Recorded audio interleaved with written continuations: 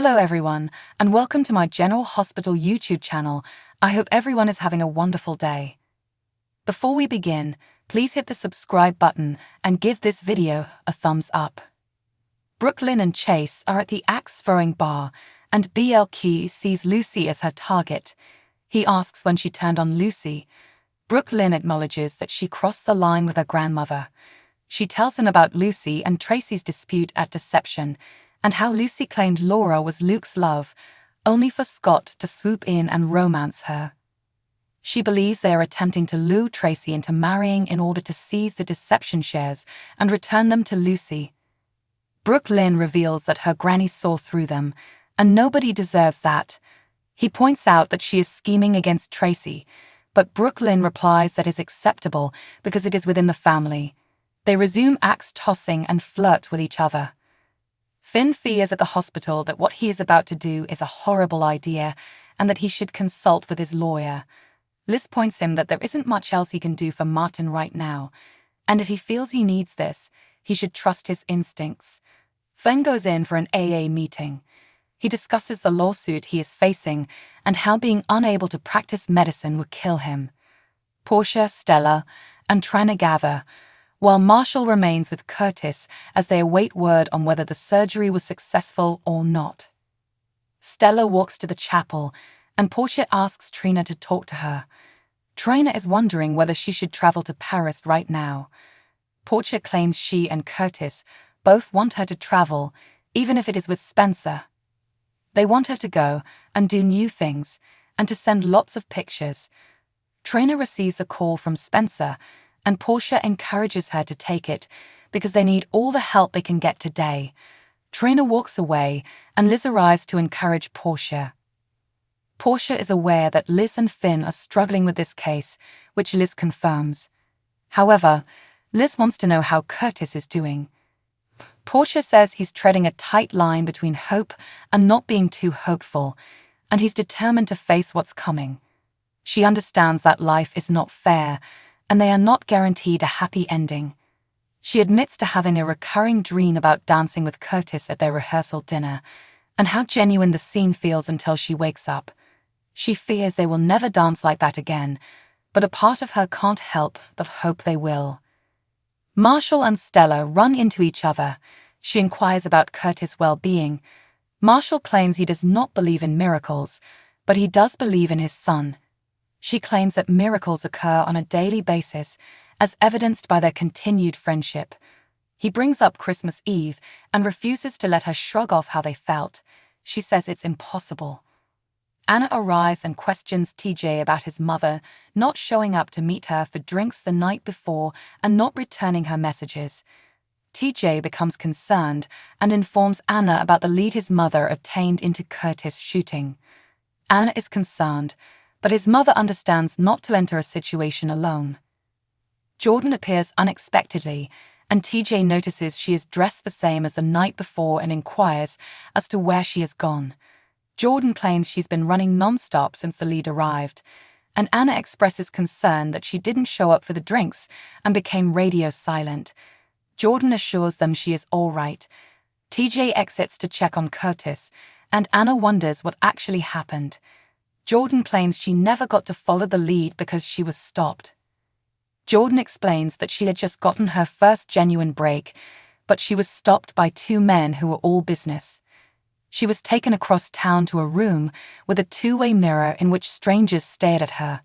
She recalls that they were FBI agents, and she informed them that if they were investigating Curtis, they were on the same side. However, the FBI urged her to back down. When they heard a knock on the door, she offered to help. She had no idea who was on the other end, but they made those agents dread God. She was genuinely concerned about how far they would go to keep her silent. She said whoever was at the door was calling the shots, and the agents informed her that a car would be waiting to take her back and encouraged her to remain at her desk. Anna expects she will not do so, and Jordan responds, "Not a chance." Anna says she'll need backup to take on the feds, and Jordan won't refuse. She thanks Anna. Portia checks on Curtis, and he wants her to bring the entire family in. They all come in, and he delivers an uplifting speech about how no wheelchair can ever keep him down. TJ enters and announces that Dr. Martel is on his way, and then the examination will begin. Dr. Martel eventually comes and starts the exam. He applies pinpricks to Curtis' feet, but he doesn't feel anything. The doctor goes on, and Curtis feels one. Dr. Martel believes this is wonderful news, but it is not a certainty. Curtis realizes it's a start. Liz returns to check on Finn after the conference concludes. He expresses gratitude for her support. He praised her for not allowing him to talk himself out of that meeting, which helped. Gregory approaches Scott and Tracy's table in the Metro Court, where they are enjoying champagne. Gregory inquires about the event. Scott claims they don't need a special occasion.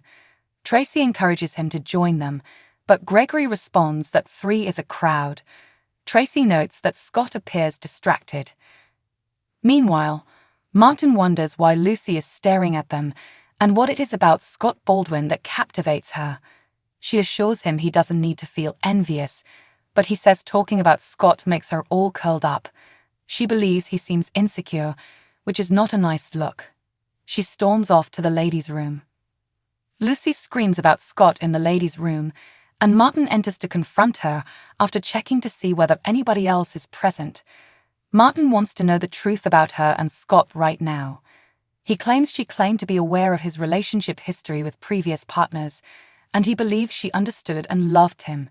She admits she loves him. Martin storms out. Back at the dinner, Scott assures Tracy that she has his attention. When Scott sees Martin storm out, he tells him he needs to go to the boys' room.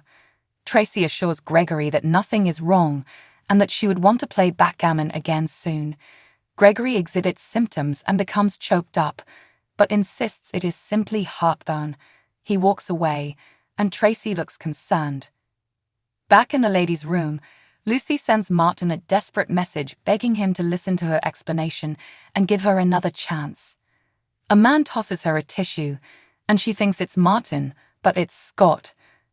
Scott inquires as to what is going on with her and Martin, and she responds that he is interested in learning more about them. She claims she told Marty they were old news, and he reminds her how much she used to like him, particularly in her boudoir. She warns him not to do this. He has a job and must do it. Meanwhile, Tracy sees Gregory in the lobby, leaning on a couch, and he tells her he can't move. She wants to call an ambulance, but he declines. She helps him sit, and he says he needs to be strong for the wedding. Tracy has learned that he has been invited to officiate. Tracy claims it will be the season's biggest event, but starts complaining about Olivia's wedding cake and Lois. Gregory asks her not to do this. Gregory wants this wedding to be a memorable moment for Chase and Brooke Lynn. He does not want any more petty fights. Brooke Lynn and Chase are what matters.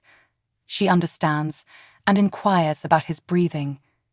He speaks better and has more energy, which is clearly why she riled him up. Tracy phones Yuri, who will be waiting for them outside. He apologizes for interrupting her date, but she says appearances are deceiving. Lucy and Scott return to the restaurant and discover Tracy has departed, having directed a waiter to inform them that something has come up. Lucy believes they need to undertake damage control and orders 24 roses for Tracy on Scott's card. On the next episode of General Hospital, Traynor and Spencer attend a farewell party. Kevin speaks to Esmond, while Laura speaks to Heather. Spinelli accuses Cody of harboring feelings for Maxie. Thanks for watching. If you like this video, so please don't forget to subscribe my channel and don't miss any update.